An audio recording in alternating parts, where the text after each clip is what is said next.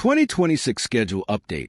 Alexandra, Eala, and Janice Tjen secure wildcards in Abu Dhabi, while former world number 1 joins Transylvania.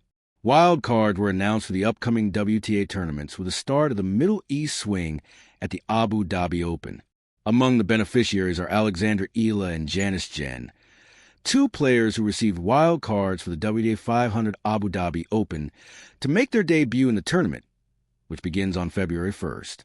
With the Australian Open coming to an end, the WTA Tour will quickly move on to the next stage of the season, with a February marked by the WTA 1000 Qatar Open and the Dubai Duty-Free Tennis Championships. In the build-up to the first WTA 1000 event of the year, Abu Dhabi has emerged as the most important stop to adjust to new conditions following the Australian Open. Initially, both Eala and Tjen were entered to play qualify in Abu Dhabi, but the invitations grant them direct entry into the demanding main draw, which includes players such as Elena Rybakina, Victoria Mboko, and Zheng Qinwen.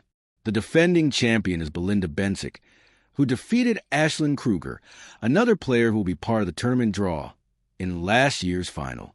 Transylvania Open and Ostrava also reveal wildcard recipients.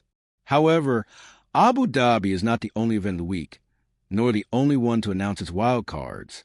The WTA 250 Transylvania Open in Cluj-Napoca announced former world number 1 Karolina Pliskova as part of the main draw after receiving a wild card from the organizers.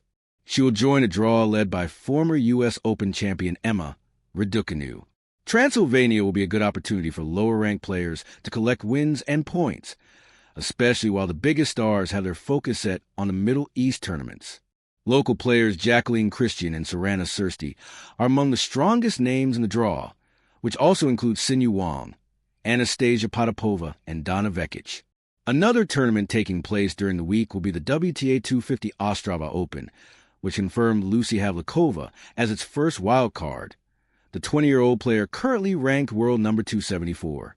The tournament will be played for the first time since 2022, the year Barbara Krejcikova won the title, defeating IGA Swiatek in the final, although this time a much less star-studded draw, led by Emiliana Rango, number 46, and Tatiana Maria, number 54. Alexandra Eala keeps moving in a busy start to the season.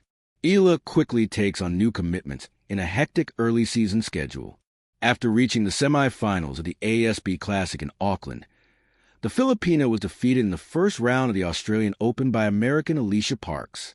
Following her elimination, the 20-year-old player traveled back to her native Philippines to compete in the WTA 125 Manila event, which is being played this week in parallel with the second week of the Australian Open. So far, Eala has been dominant at home, a tournament where she entered as the second seed and has delivered convincing victories over Alina Kariva, number 163, 6-1, 6-2, and Jimin Sakitsum, number 140, by 6-4, 6-0. In the quarterfinals, she faces a complicated challenge against former world number 33 Camilo Osorio, number 84.